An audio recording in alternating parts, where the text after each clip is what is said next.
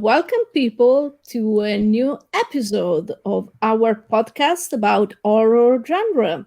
We are going to analyze the 2010 movie called The Last Exorcism. And I have to admit, for the first time, okay, we only had 3 episodes done, but for the first time in this new adventure, I didn't like the movie we watched. Ooh. I think there are many, many flaws in the movie. I still am trying to understand what kind of movie I watched.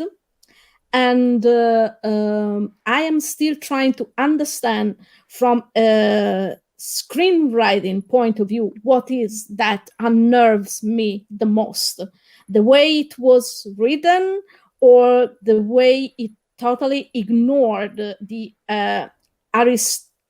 Aristotelic rules of writing, and how he totally ignored the 3 acts structure, or if it was something else. But please, Zoe, tell me what you think about the movie. Okay, so I saw this film when it first came out in the cinema, and turns out that was 10 years ago, and I'm like, oh golly gosh. And at the time, I loved it. Rewatching it now, the film is very dated. So I'm in two minds about it, because dated, it's not that great a film, but what I originally got from it 10 years ago is something very different. So I'm going to kind of be switching from two opinions during this. When this film came out, it was just when the found footage genre had started kind of coming into fruition. So there weren't very many films like this. I mean, now the market is absolutely saturated in found footage movies, so they don't like stand out as much. But back in the day, this was one of the first ones I saw in the cinema after things like Blair Witch. So I adore found footage films, absolutely adore them. I have seen a good 100 so of them. I just love the footage was found and how did it get to that bit? And I love the fact that it's just regular people filming it. So it makes them always seem more realistic. So at the time, past me was like found this very realistic and very honest and very clever. Now me is like, well, once you've seen 100 found footage films, you're kind of like, this one's not that scary.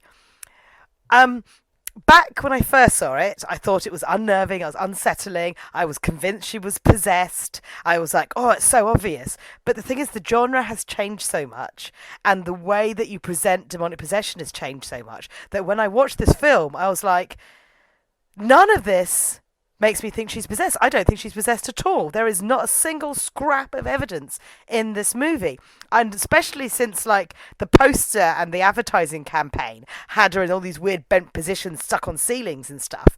But the most she ever did was sit on top of a cupboard. And when I saw that the first time in the cinema, I was like, oh my God, how is she on the top of the cupboard? Now I'm like, well, she could have easily climbed on top of the cupboard. You know, it's not that hard. Even her crawling wasn't that. And I was like, so I never once felt that this was a true demonic possession. It still retains some of the kind of the charm I like about found footage film, in the fact that it's just like it's mashed together of clips as if it was just literally people found the role and edited it into one piece. So it's kind of like disjointed. I do find it also falls into that problem that found footage has of like you get really into it, then it dramatically slows down, and you think, oh, it must be coming to an end, and then you realise you've still got half an hour left. And I'm like, because at first it was like la la la. I was like, okay, some setup. Then I'm like, oh, I'm intrigued. Then I'm intrigued. Then I was like, okay, nothing's happening. The setup's not very good.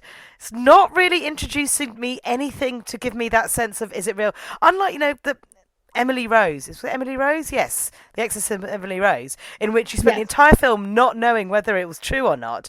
This one just seems so blatantly that she was faking it, even before the big reveal. And I was like, oh, this one has lost its sparkle over the last 10 years, which is a shame. It would have been nice for you to have seen it 10 years ago, before the market was saturated and found footage was such like, yeah, that's been done before, when it was just like there'd only been 3 of them in the cinema, because it really was like so brand new at the time. I think what um, got on my nerves since the beginning was that I couldn't understand what kind of movie I was watching. Was it a documentary? Was it a mockumentary? Was it something else? And I still don't have an answer for that. So I have loved the Blair Witch Project, but this one, I think, because the Blair Witch project was the first of this genre. It was the first time we watched a whole movie shooted with an handheld camera. And okay, I am a little bit delicate, but really, at some point during this movie, I was getting motion sickness. When they were on the car driving to Baton Rouge, I was getting motion sickness. That's probably another thing why, another Yeah. reason why I didn't like the movie. So yeah, I'm very delicate. Um, but yes, I was still okay. What's going on? Because the moment they showed the book, the father's book, the one that he kept in the safe with the demons, and we learned that the family was supposed to be a, a family full of exorcists. Okay, I was like, no, this is Yeah. no, this is not a real demonic book. What the hell is that?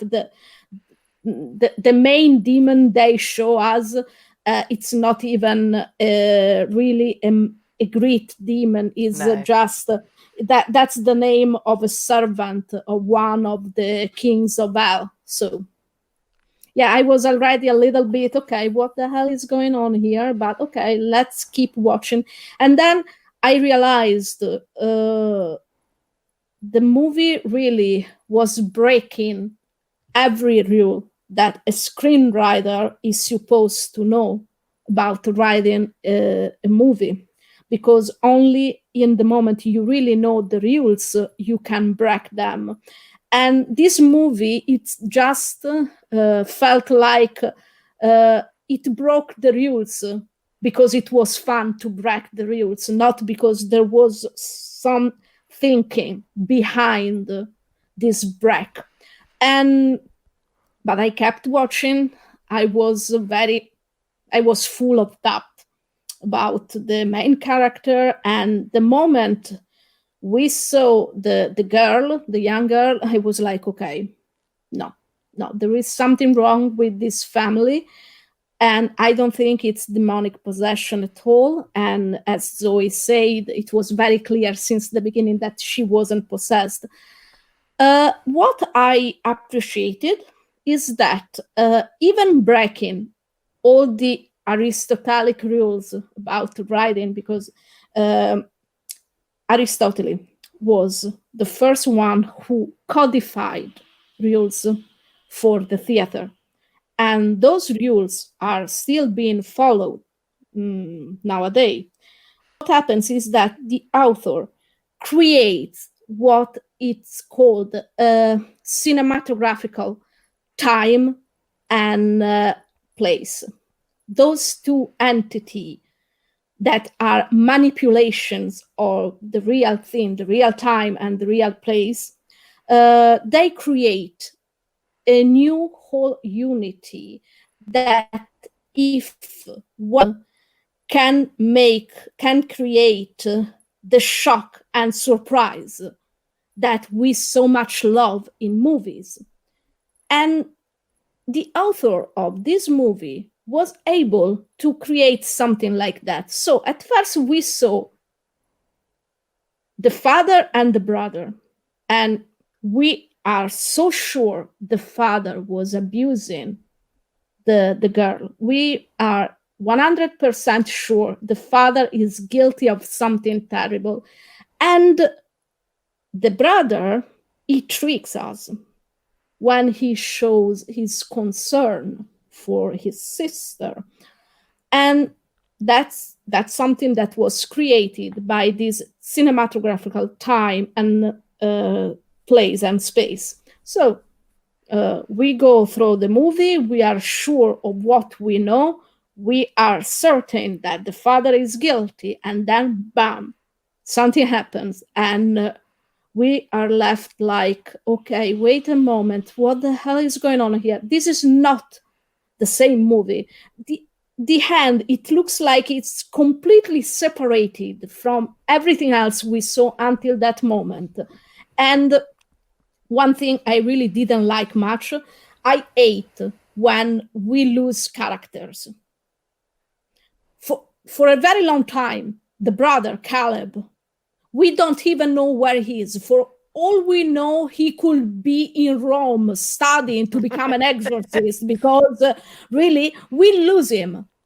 Okay, we see him with a huge cut on his face, and then bam, he's gone. Okay, what is he? He's at the hospital alone for so long. What the hell was wrong with him? And we don't get any answer for our questions. So that's really something that unnerves me. It pisses me off, honestly. So, and then in the last 10 minutes and not more, we watch another movie totally, and we are left like, no, okay, with all the many possibilities that you created for yourself, are you really telling me that this is the path you choose? Really? So I still can't even understand why he sacrificed himself walking in the fire with his cross. Like, you don't even believe in God anymore. What the hell are you doing holding that cross like that? Where are you going? So I was totally shocked. I was like, okay, no, wait a moment. Am I drunk? Oh, what the hell is this? Yeah, I wish I was. I totally wish I was. And I was like, okay, no, wait a moment. I need a moment to understand. No, you know what? I don't want even to understand. I really didn't appreciate this movie at all. Oh, no, I get what you mean. Like, I do have a massive soft spot for found footage. Absolutely huge soft spot for found footage.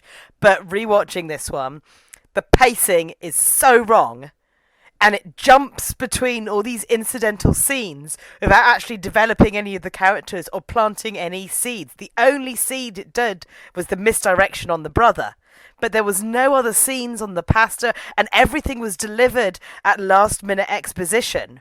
Like, they're driving away, and they go and meet the Logan, or whatever his name is, and they're like, oh, yeah, he's gay. Oh, they had a party. What was the pastor doing having a party for 16-year-olds? Oh, look, there's the pastor in a field doing a seance or a cult ceremony. Like, there was no seeding of these bits. And all the stuff in the house was like, it just wasn't scary enough. They needed to shorten the running time, edited the scenes, give it that little bit of like mysticism. Like, they should have done it from like, you've got the cameraman's point of view, but he kept to say, I think I heard two voices. No, have a scene where you see the camera slowly pan to the door, listening to two voices, then him knocking, going, hello, and then one of the voices, clearly not her voice, going, go away, like Amityville style, like, get out, and him going, oh, shit, and then running to get the guy and going, there were voices. Like, you know, there were so many little bits. I mean, I do love the idea that she was so full of like shame at that she's become so traumatized by what possibly could have like gone down, but at the same time they didn't use that very well either. Like, it was like, oh, but it's like they didn't even clarify whether or not like, so potentially she got raped, but no, because it was just a magical demon baby. And it was just like, yeah. But there should have been like, if she wasn't that pregnant if she wasn't showing. So wouldn't there have been some scars on her body? Like, wouldn't there have been like a hospital report of her like doing stuff? Because the dad was just like, oh, she was raped. It's like, well, if you knew that, why did you not take her to the hospital? And then I did like the idea that he was so religious that he was like, it's definitely demons, which is probably why they targeted her, because he just lost it, because he'd lost his wife and then was just like, demons are everywhere. But they should have made it more. They should have pushed his zealot behaviour and his like Yes, there are demons and everything because the house was really basic. It's like, if I thought there was demons, I would have had like freaking magic protection circles everywhere, burning sage, doing absolutely everything. Especially since they were like, oh, this is where there's so many religions and there's voodoo here and there's Catholicism there and there's something else there. And it's like, well, if there's all those magics, why can't we see any of it? Why is this house not got absolutely everything hanging up? Like, so you're so steeped in the culture that you start believing that there's got to be something because there's all these cultural signifiers and there's all this iconography to make me believe it. But I just kept seeing a stressed out girl. And then the main character, Marcus, the movie kind of keeps flip-flopping on how you're meant to feel about him. It's meant to, at the beginning, it's meant to make you think he's a bit of a douche and a bit of like and the minute it starts, you're like, oh God, oh, he's so religious and so like, yeah, praise the Lord, let's make banana bread. And then he's like, oh, but then it turns out that my son was premature and has learning difficulties. And I was like, well, God didn't help him, the doctors helped him. I'm like, oh, that's a really good idea. He's kind of lost his faith and stuff. But then he was like, he was still doing it because it paid the bills, and it was the only thing that was paying the bills because apparently he didn't have health insurance. I'm like, who doesn't have health insurance when they've got a child with special educational needs? Like, oh, we need to pay for hearing aids. And I was like, oh, that's bad parenting, people, bad parenting. And then he was like, I like to use magic in sermons and stuff.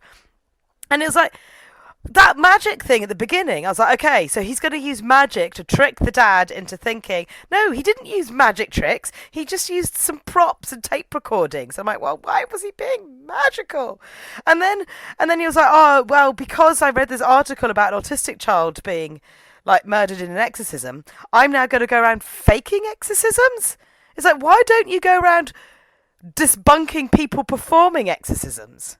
Rather than, he's like, no. And also, did you see how much money he got paid? He was flipping through 50s after 50s after 50s. I'm like, well, you're not doing this for altruistic purposes. You're not doing this to save people. He said he's doing it to find the real cause, to let them go of their own personal demons. I'm like, not for that much money. For that much money, you might as well just be performing fake exorcisms, and now you're literally being a hypocrite. And then, yeah. And I'm like, oh, yeah. So he was a bit of a dickbag.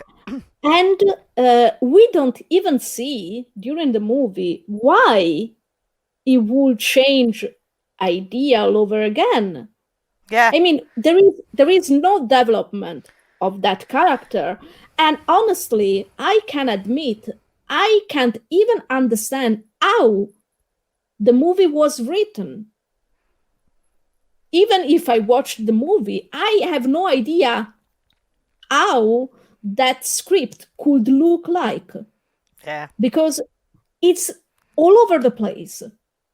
And with another thing that I hated, like you just said, you had so many different cultures at your disposition, and you didn't use any. So you went for a magical demon child coming out from her body somehow because she wasn't pregnant. She didn't look pregnant. There is nothing in her body that could have made us believe that she could be pregnant. It didn't matter if it was after a rape or after a ceremony created to impregnate her by a demon or whatever. And then one of the mistakes that I hate to see in horror movies is when the creature is shown to us. Because every time it happens, the tension you created during the movie, it falls down. Everything falls down because to see the creature kills the mood and the atmosphere. And we see a red thing coming out from her body, okay?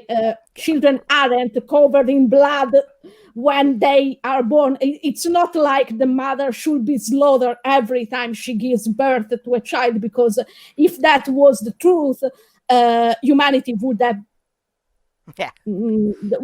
been destroyed a long time ago, because if every woman had to be slaughtered to give birth, okay, you know, right? People were going to be only child, and we wouldn't be 8 billions right now. So yeah, that's another point. But really, you had to show us.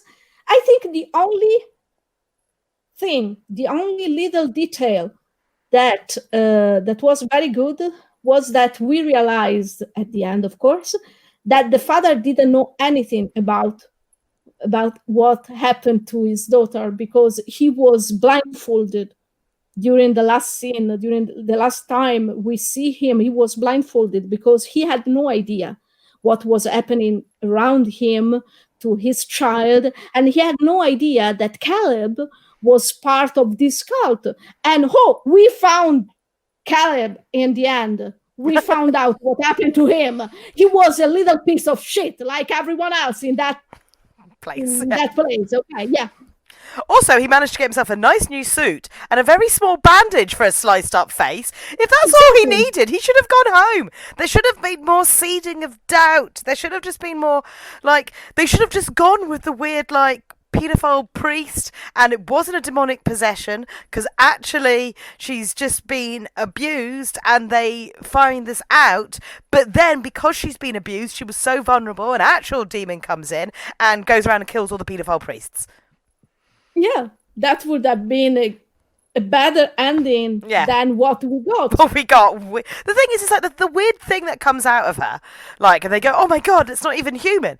Even from that distance, you can't tell it was just a squirmy red blob. But the thing is, it was big enough that was inside her. You would have noticed, you know. Exactly. And it was just like...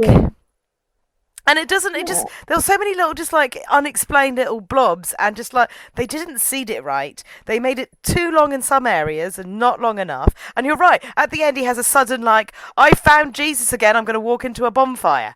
It's like, that's not going to save anybody. Why? I mean, it's not like you have to walk into a bonfire every time you find Jesus. Even if you find him for a second time in your life, it's not a requirement. No. I mean, why? That the thing movie, I know. They had enough proof when they found her in the bedroom chained to the bed. They had enough proof at that point to call the police and go, we've been invited here. Here's a letter proving we're meant to be here. Here are all the tapes up until this point. Here is a girl with chains around her foot. We've cut them off so she's not chained to the bedroom. But this is a clear case of child abuse. And then the child could have gone for psychiatric help. And then, like, you know, because in all honesty, the dad, even though he wasn't, like, you know, paedophile, incestuous father, he was still being a dick by not letting her go out in the world. But it's like, well, if he stopped her going to the priest's things, and that's their weird cult, it's like, well, maybe bring that up.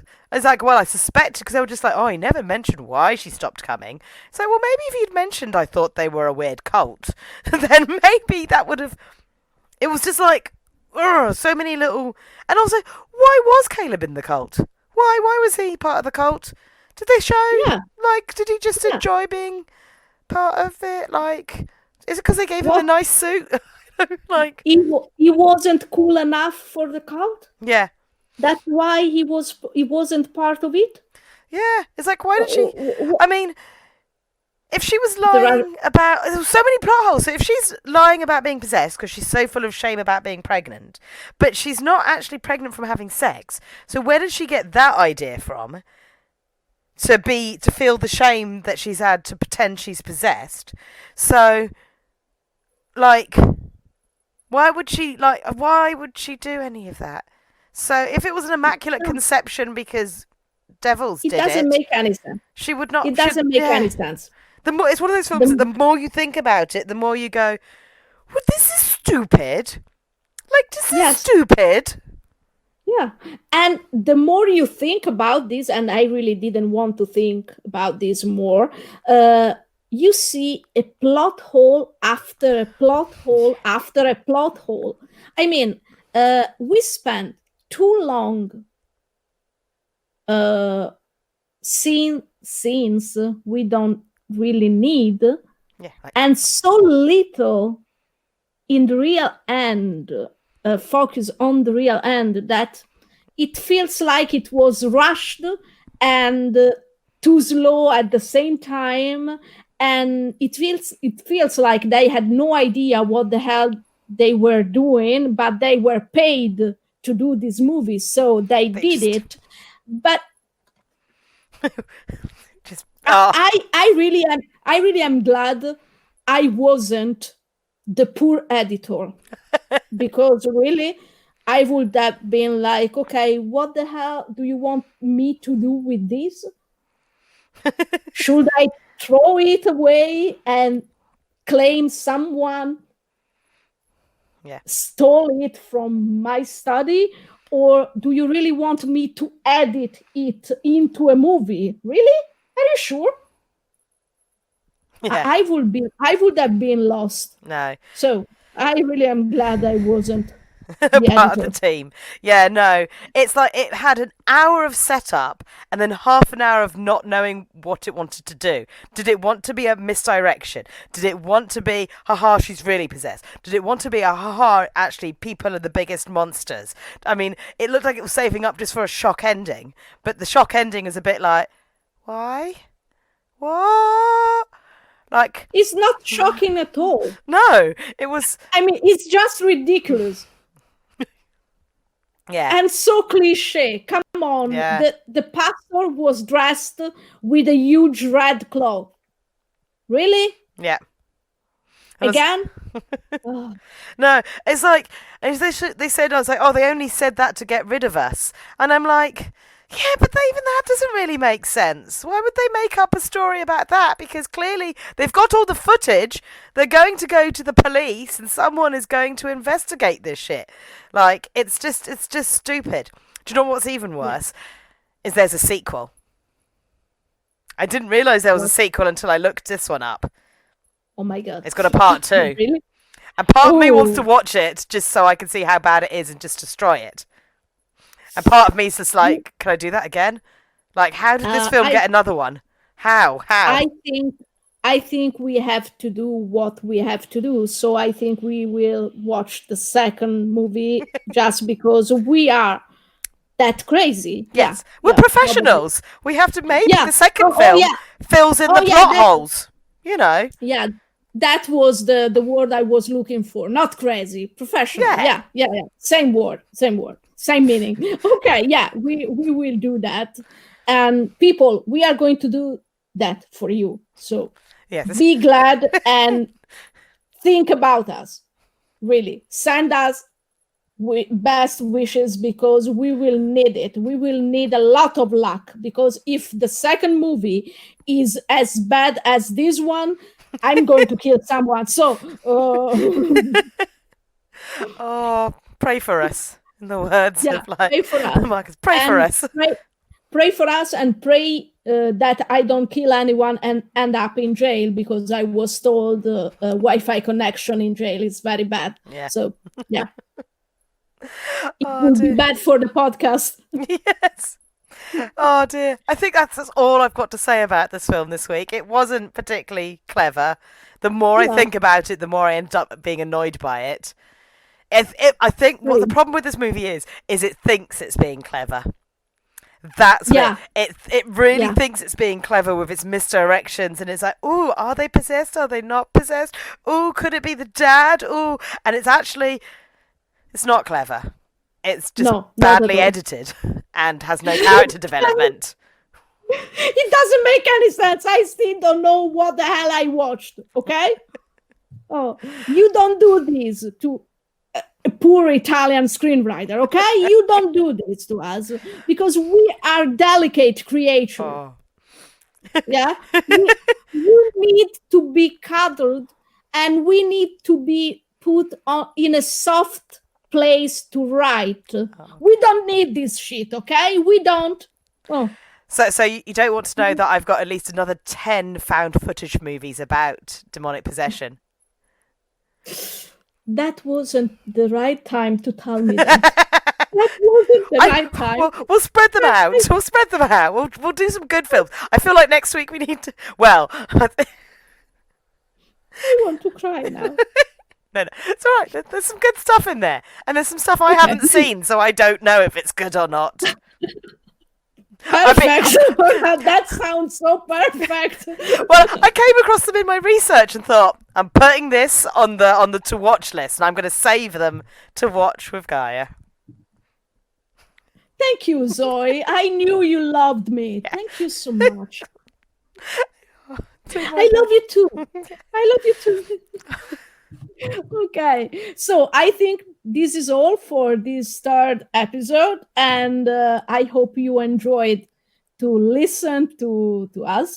And if you are still alive after this, okay, see you next time. Bye bye. Thank you. Bye, bye. Thank you.